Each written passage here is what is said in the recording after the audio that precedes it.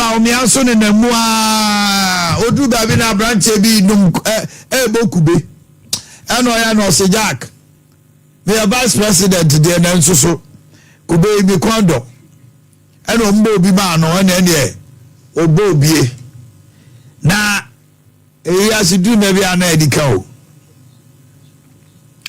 besemi share video bi one of the parliamentary candidates akwa ni Bankuka chese sani akwa me pese me kai ni pakura na o ya wo show your video no parliamentary candidate we o kama me bi Bankuma yes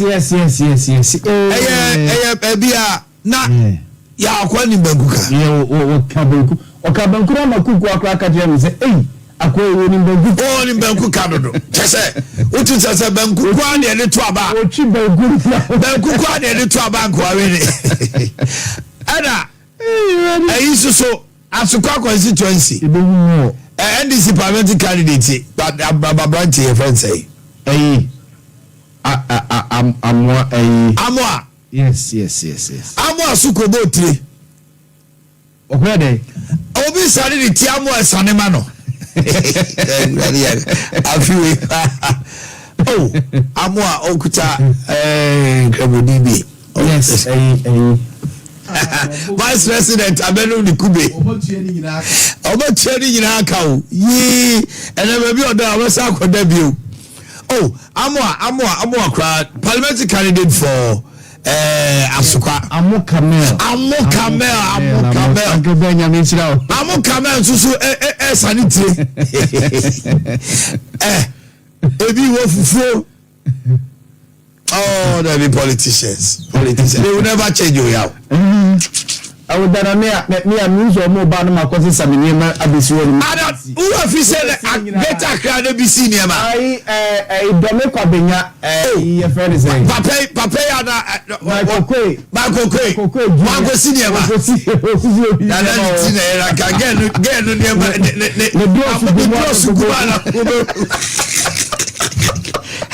Politician. Oh, David.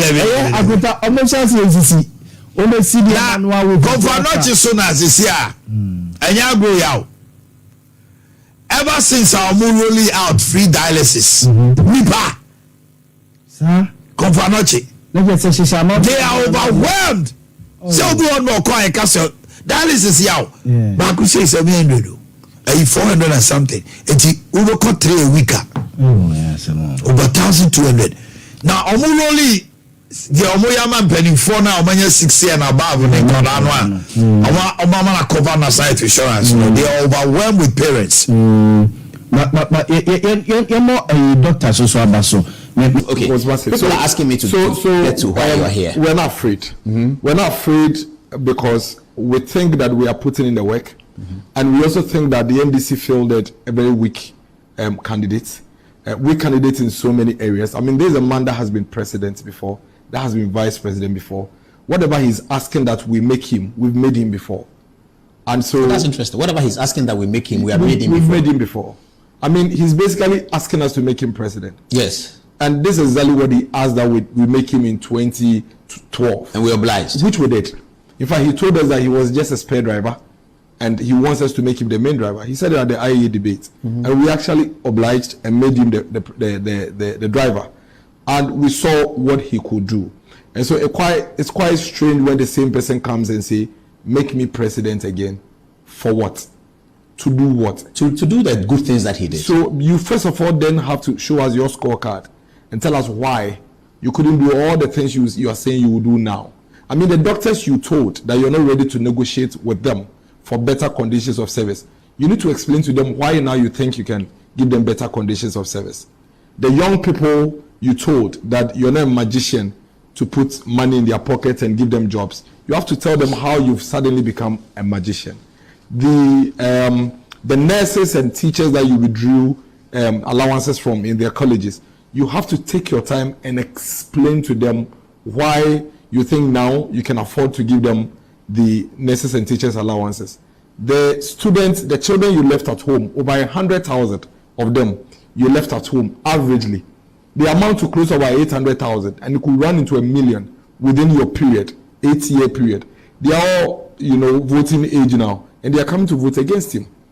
And for you to be able to convince them to vote for you, you have to explain to them why you left them on the streets.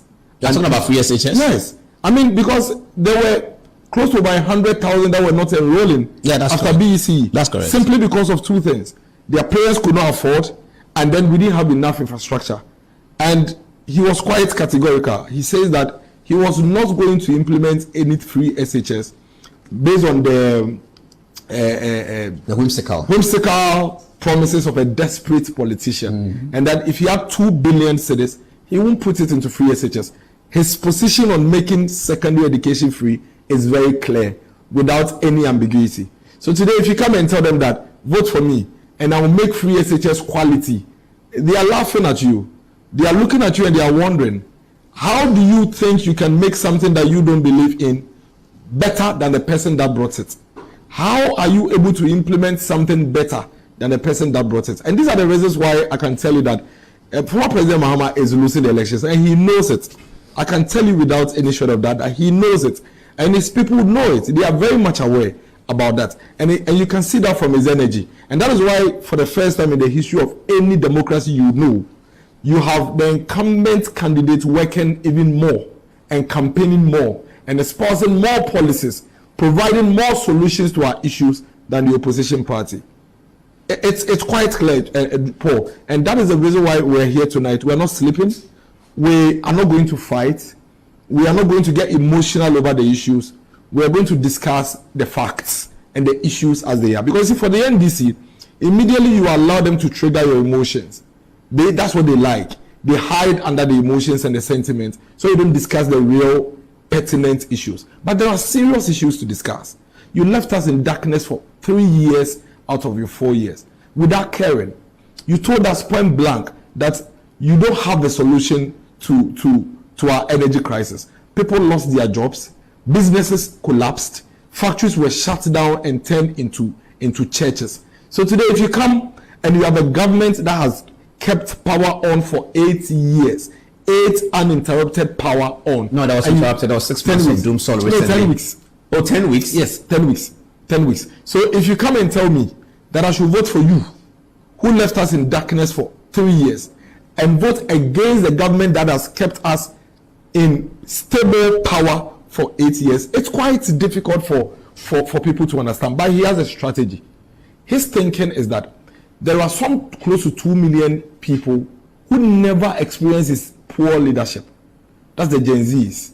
These young guys, they were 8 years, 10 years during his presidency. Oh, they are voting already? Yes.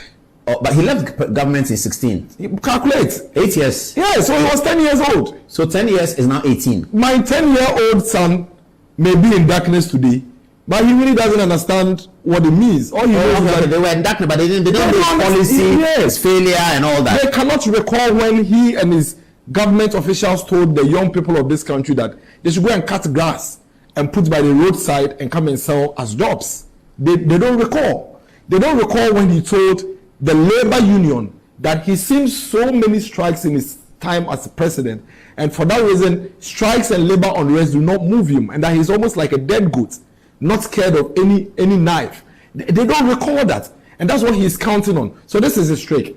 These young people have only experienced a Nana Addo Dankwa Akufo-Addo government. They've seen the bad, especially the second term, the good, the bad, and the ugly.